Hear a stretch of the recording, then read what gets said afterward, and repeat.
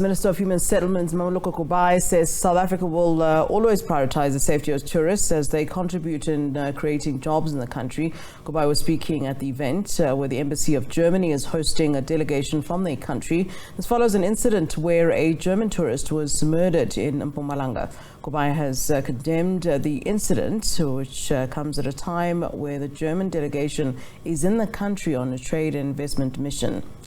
For more on this, let's cross live to our international news editor, Sophie Mokoena, who is at the residence of the German ambassador in Pretoria. Very good afternoon to you, Sophie. An important trade and investment engagement, but this mission is now over, shadowed by the murder incident. What can you tell us?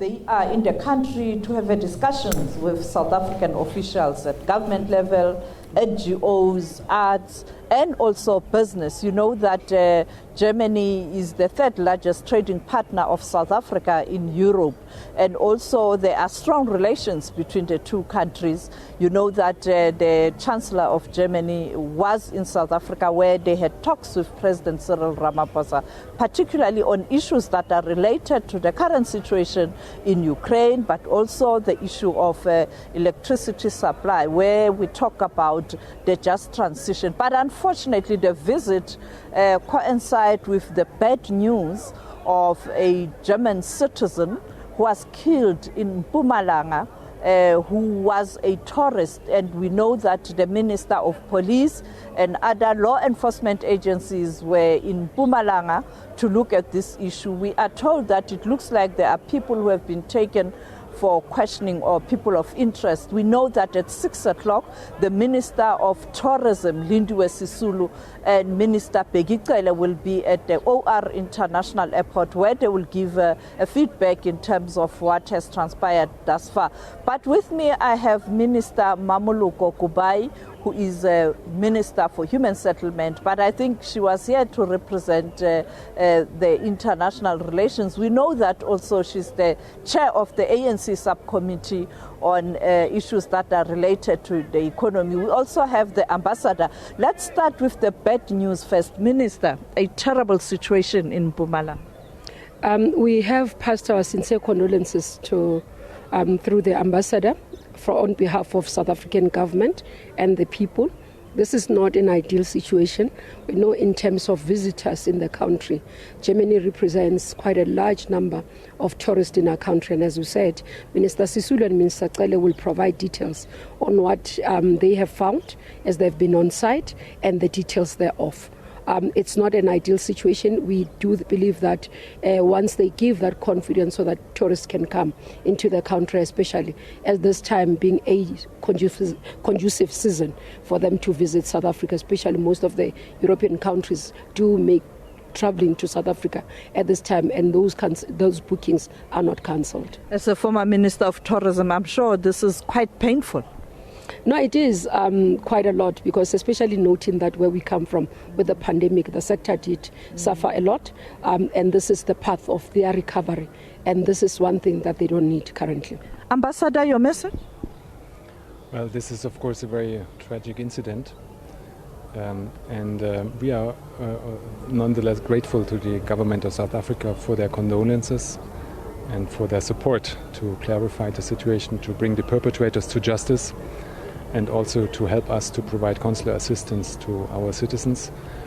I think this is very much appreciated, and now I think as the Minister has said, we are just ahead of the tourism season. I think we should work together to provide security to our tourists, because the interest on behalf of German visitors is very strong. Many of them would like to come. So it would be really important to provide this secure environment they need. Quite an important gathering here. Such a huge delegation from Germany, which speaks to the trade relations and political relations. How can one forget people to people, persons to persons relationship? What was the outcome of all these engagements? What are the announcements? Well, actually, today, together with the Minister, we are celebrating the Day of German Unity, but not also German Unity, but also South African-German friendship, which is really of long standing and going very deep. But on this very day, we also had our government-to-government negotiations between the government of South Africa and the government of Federal Republic of Germany on our development and economic cooperation. So we are entering into the next cycle. And today we agreed on a joint portfolio of something like 355 million euro, which is 6.2 billion rand, dedicated to our joint cooperation to take the just energy transition forward, to work on a just and inclusive society, and to provide skill development prospects to the youth. So I think it's an important day for our relationship, and it's a really good sign that our relations are moving forward and are going strong. Ambassador, the just transition ahead of COP27 in Egypt, on the continent, but also there are questions since the outbreak of the war in Ukraine, people saying Europe is returning to coal. How do you balance coal and the use of clean energy? Well, actually, what has happened in the aftermath of the war is that we have basically run out of gas, because we got most of the gas from Russia. So Russia is not delivering any gas anymore to Germany. So we took two things. One thing is long-term, that is an even stronger focus for a transition in Germany, going solar, going renewable, moving to hydrogen and renewable energies, cooperation with our partners worldwide, including South Africa. And the other thing is that just for a short moment, we need to bridge a gap, because once gas is gone, people need something to heat their houses with this coming winter, because in South Africa now it's going to be summer, in Germany it's going to be winter, it's going to be very cold. So we are having a temporary shift back to a little more of coal consumption. But this is really going to be temporary. We are also cooperating on this with South Africa, getting more coal for the time being from South Africa. But the general prospect will be to move even more decisively to new energies.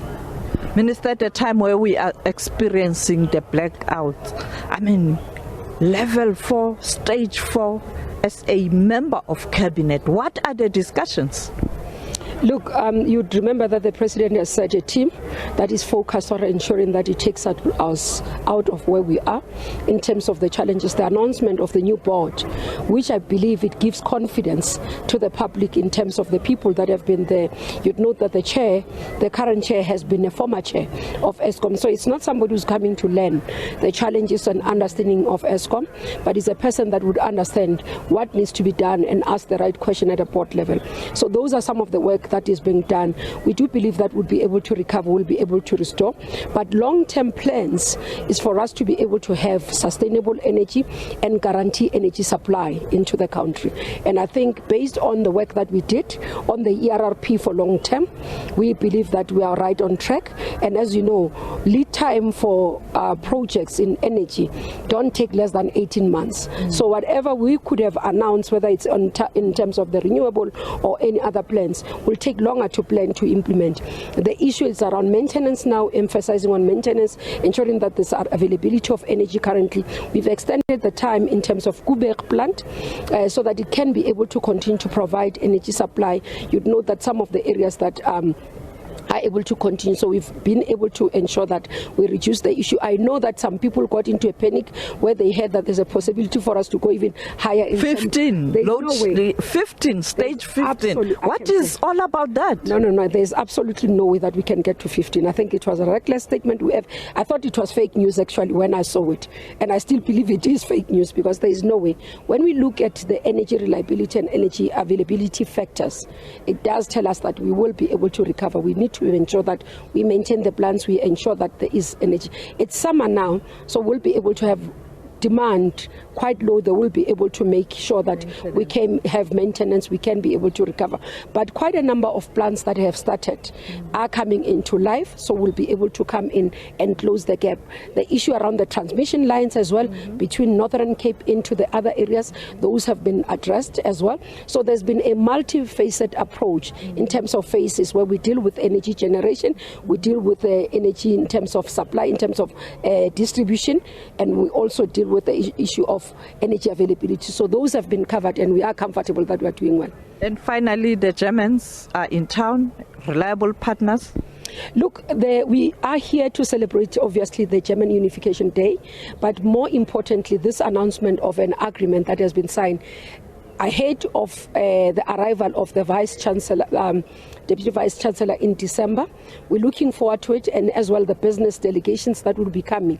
German business or German companies have continued to show confidence in our economy, and we really appreciate. This is a friendship that we value. This is a trading partner that we have been reliable to South Africa, and we are appreciative in terms of this relationship. I was saying to the ambassador, part of what one is proud of is not only around the business side. You look at the work that they are doing in terms of social responsibility, but commitment to ensuring that we uplift our communities. There's quite a lot of work that they've been doing. So they are indeed our friends, and the friendship continues. And that's why we say today, as we celebrate this day, we say long live Germany.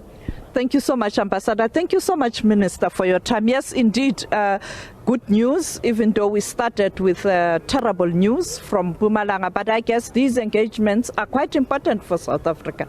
At a time when the country is trying to rebuild the economy that was battered by COVID-19. And of course, the war in Ukraine. And we are not out of the woods yet.